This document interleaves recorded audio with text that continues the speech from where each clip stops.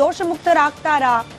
In case ಅಪರಾಧಿಗಳು ಅಂತ ಸಾಬೀತ್ ಆಗಿದ್ದೇ ಆದಲ್ಲಿ ಎಷ್ಟು ಪ್ರಮಾಣದ ಶಿಕ್ಷೆಗೆ ಒಳಪಡಬಹುದು? ಹೀಗೊಂದಷ್ಟು ಪ್ರಶ್ನೆಗಳು ಸಾಮಾಜಿಕ ಜಾಲತಾಣದಲ್ಲೂ ಹಾಗೆ ಮಾಧ್ಯಮದಲ್ಲೂ ಕೂಡ ಚರ್ಚೆಗೆ ಒಳಪಡ್ತಾ ಇದೆ. ಹಾಗಾಗಿ ಇವತ್ತಿನ ಮಹಾಭಾರತ ಚರ್ಚಾ ಕಾರ್ಯಕ್ರಮದಲ್ಲಿ ನಾನ್ ಕಾಂಟ್ರವರ್ಷಿಯಲ್ ಅನ್ಸಿದ್ರು ಕೂಡ ಕೆಲ ಕಾಂಟ್ರವರ್ಸಿ ಸುತ್ತಾಕೊಳ್ತಾ ಇರುವ, ನಾನ್ ಪೊಲಿಟಿಕಲ್ ಅನ್ಸಿದ್ರು ಕೂಡ ಈ ರಾಜಕೀಯ ಆಯಾಮವನ್ನ ಪಡ್ಕೊಳ್ತಾ ಇರುವ ದರ್ಶನ್ ಮೇಲಿರುವ ರೇಣುಕಾಸ್ವಾಮಿ ಕೊಲೆ ಪ್ರಕರಣ ಮುಂದಿನ ಹಂತದಲ್ಲಿ ಏನಾಗಬಹುದು ಅನ್ನೋದ್ರ ಬಗ್ಗೆ ಚರ್ಚೆ ಮಾಡ್ತಾ ಹೋಗೋಣ. ಚರ್ಚೆಯಲ್ಲಿ ಹಿರಿಯ ವಕೀಲರಾದ ಸುನಿಲ್ ಅವರಿದ್ದಾರೆ. ನಮಸ್ಕಾರ ಸರ್, ಕಾರ್ಯಕ್ರಮಕ್ಕೆ ಸ್ವಾಗತ. ನಿವೃತ್ತ ಹಿರಿಯ ಪೊಲೀಸ್ ಅಧಿಕಾರಿಯಾದ ಎಸ್ ಕೆ ಉಮೇಶ್ ಅವರಿದ್ದಾರೆ. ನಮಸ್ಕಾರ ಸರ್, ಕಾರ್ಯಕ್ರಮಕ್ಕೆ ಸ್ವಾಗತ. ಹಾಗೆ ನಟರು ಗಣೇಶ್ ಕೆ ಸರ್ಕರ್ ಅವರು ಆಚೆಯಿಂದ ಜಾಯ್ನ್ ಆಗಿದ್ದಾರೆ. ನಮಸ್ಕಾರ ಸರ್, ಕಾರ್ಯಕ್ರಮಕ್ಕೆ ಸ್ವಾಗತ. ಹಾಗೆ ಪ್ರಕರಣದಲ್ಲಿ ಆರೋಪಿ ಸಂಖ್ಯೆ 1 ಪವಿತ್ರ ಗೌಡ ಅವರ ಪರ ವಕೀಲರಾದ ನಾರಾಯಣ ಸ್ವಾಮಿ ಅವರಿದ್ದಾರೆ. ನಮಸ್ಕಾರ, ಕಾರ್ಯಕ್ರಮಕ್ಕೆ ಸ್ವಾಗತ. ಹಾಗೆ ಆರೋಪಿ ಸಂಖ್ಯೆ 14 ಪ್ರದೋಷ್ ಅವರು ಅವರ ಪರ ವಕೀಲರಾದ ಆದಿತ್ಯ ದಿವಾಕರ್ ಅವರಿದ್ದಾರೆ. First time in republic studio. ನಮಸ್ಕಾರ ಸರ್, ಕಾರ್ಯಕ್ರಮಕ್ಕೆ ಸ್ವಾಗತ.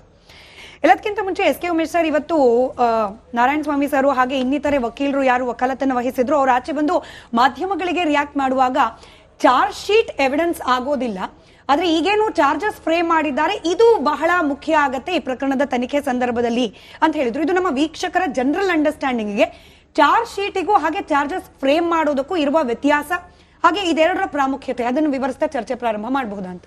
ಸ್ಮಿತಾ, ಏನಾಗುತ್ತೆ, ನಾವು ಯಾವಾಗ ಚಾರ್ಜ್ ಶೀಟ್ ಹಾಕ್ತೀವಿ ನ್ಯಾಯಾಲಯಕ್ಕೆ ಕೊಟ್ಟ ತಕ್ಷಣವೇ ಅದು ಹಿಯರಿಂಗ್ ಆದಾದಮೇಲೆ ಅದೊಂದು ಚಾರ್ಜ್ ಫ್ರೇಮ್ ಮಾಡ್ತಕ್ಕಂಥ ಒಂದು ಪ್ರಕ್ರಿಯೆ ಇದೆ ನ್ಯಾಯಾಲಯದಲ್ಲಿ. ಅಂತ ಅಂದರೆ ಅದನ್ನು ಒಂದು ನೋಟ್ ಮಾಡ್ಕೊಂಡು ಬಂದು ಯಾವ ಪ್ರಶ್ನೆಗಳನ್ನ ಹಾಕಬೇಕು, ಯಾವ ಚಾರ್ಜ್ಗಳು ಅವ್ರ ಮೇಲಿದೆ ಆರೋಪಿತರ ಮೇಲೆ ಅಂತ ಅನ್ನೋದು ವಿವರವಾದಂಥ ಒಂದು ದಾಖಲೆ ತೊಗೊಂಡು ಬಂದು ಅವ್ರಿಗೆ A1 to A ಕೊನೆವರೆಗೂ ಯಾರು ಇರ್ತಾರೋ ಅವ್ರಿಗೆಲ್ಲ ಓದಿ ಹೇಳ್ತಾರೆ, ನಿಮ್ಮ ಮೇಲೆ ಈ ಥರ ಒಂದು ದೋಷಾರೋಪಣ ಇದೆ, ಇದು ಏನು ಹೇಳ್ತೀರಿ ನೀವು, ಇದಕ್ಕೆ ಸರಿ ಅಂತೀರಾ, ಒಪ್ಕೋತೀರಾ ಇಲ್ಲ ಅಂತ ಹೇಳ್ತೀರಾ. ಅದ್ರ ಪ್ರಶ್ನೆಗಳು ಹಾಕೊಂಡು ಹೋದ ತಕ್ಷಣವೇ ಅವ್ರುಗಳದು ಒಪ್ಕೊಂಡ್ರು ಒಪ್ಕೋಬೋದು, ಒಪ್ಕೋದ್ರೆ ಇರ್ಬೋದು. ಅದು ಆ ಕಾರಣಕ್ಕೆ ಅವರು ಎಲ್ಲ ಮೊದಲೇ ಈಗಾಗಲೇ ಅದನ್ನ ಅವ್ರಿಗೆ ಯಾವ ಥರ ಫೇಸ್ ಮಾಡಬೇಕು ಅನ್ನುವಂಥದ್ದೊಂದು ಸಹ ಕಾರ್ಯತಂತ್ರ ಎಲ್ಲವನ್ನು ಅವರ ಡಿಫೆನ್ಸ್ ಕೌನ್ಸಿಲ್ ಅವ್ರುಗಳು ಹೇಳ್ಕೊಟ್ಟಿರ್ತಾರೆ. ಆ ಕಾರಣಕ್ಕೋಸ್ಕರನೇ ಆ ಒಂದು ಕಾರ್ಯತಂತ್ರದಲ್ಲಿ ಕೇಸು ಚಾರ್ಜ್ ಫ್ರೇಮ್ ಆಗುತ್ತೆ.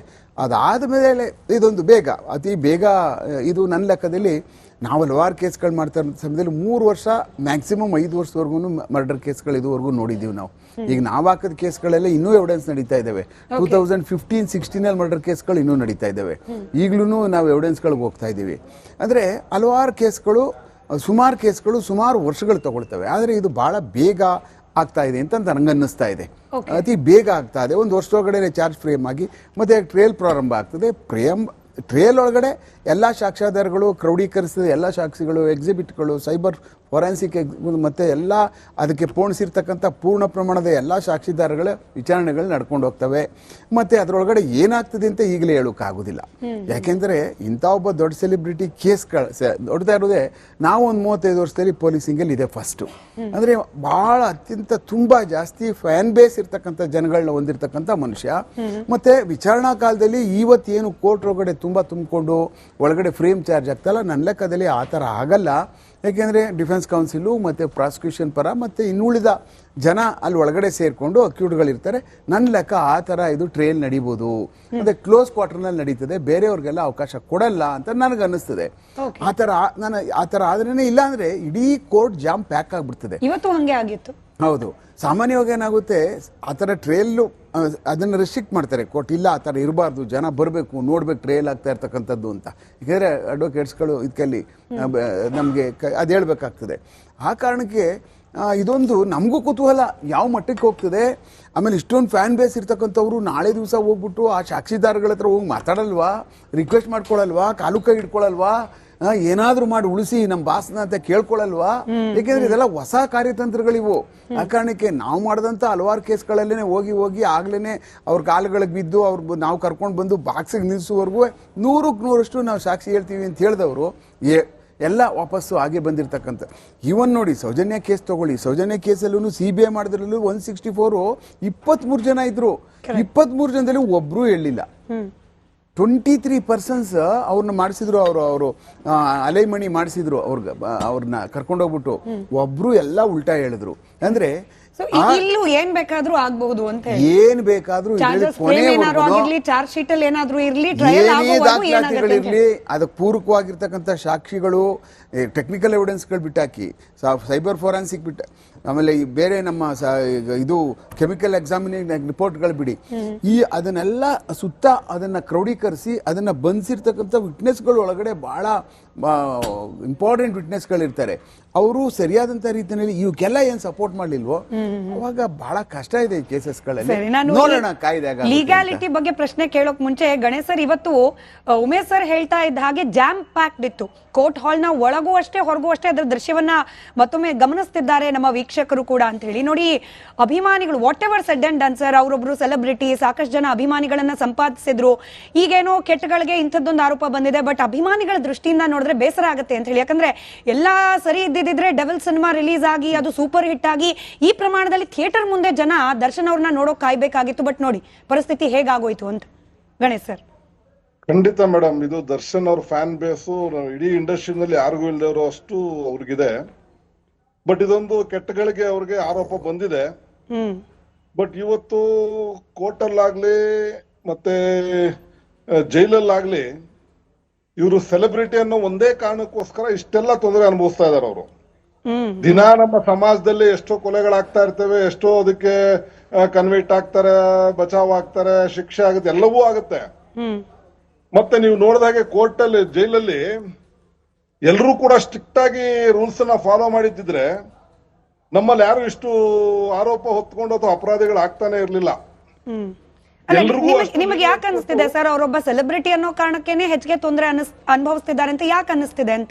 100% ಮೇಡಮ್, ಸೆಲೆಬ್ರಿಟಿ ಆಗಿರೋದು ಅಷ್ಟು ತೊಂದರೆ ಅನುಭವಿಸ್ತಾ ಇರೋದು. ಸೆಲೆಬ್ರಿಟಿ ಆಗದೆ ಇದ್ದಿದ್ರೆ 100 ಕೊಲೆ ಇದು ಒಂದ್ ಕೊಲೆ ಆಗೋದಷ್ಟೇನೆ. ಅಲ್ಲ ಸರ್, ಜನ ಗೊತ್ತಾಗ್ತಿರ್ಲಿಲ್ಲ, ಜನ ಚರ್ಚೆ ಮಾಡ್ತಿರ್ಲಿಲ್ಲ ಅನ್ನೋದು ಬಿಟ್ರೆ ಕಾನೂನಾತ್ಮಕ ಪ್ರಕ್ರಿಯೆಗಳು ಸೇಮೆ. ಅದು ಅವತರೊಂದು ಜೀವ ಹೋಗಿದೆ, ಜೀವಕ್ಕೆ ಸಂತಾಪ ಇದೆ, ದುಃಖ ಇದೆ, ಎಲ್ಲವೂ ಇದೆ. ಆದ್ರೆ ಒಬ್ರು ಸೆಲೆಬ್ರಿಟಿ ಅನ್ನೋ ಕಾರಣಕ್ಕೋಸ್ಕರನೇ ಅಪರಾಧ ಸಾಬೀತಾಗೋಕ್ ಮೊದ್ಲೇನೆ ಆರೋಪಿ ಸ್ಥಾನದಲ್ಲಿ ಇದ್ರು ಕೂಡ ಇಷ್ಟು ತೊಂದರೆ ಕೊಡ್ತಾ ಅಷ್ಟ ದೊಡ್ಡ ಮನುಷ್ಯ ಒಂದು ದಿಂಬ್ಗೋಸ್ಕರ ಅಷ್ಟೊಂದು ಬೇಡ್ಬೇಕಾ ಮೇಡಮ್ ಹೇಳಿ ನೀವೇ?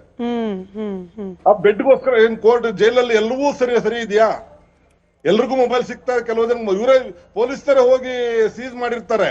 ಐನೋ ಸರ್, ಬಟ್ ಕೆಲವೊಂದು ಸ್ವಯಂಕೃತ ಅಪರಾಧಗಳು ಅಂತ ಆಗ್ಬಿಡುತ್ತೆ ನೋಡಿ. ಅದಕ್ಕೆ ಯಾರನ್ನು ಹೊಣೆ ಮಾಡ್ತೀರಿ ನೀವು?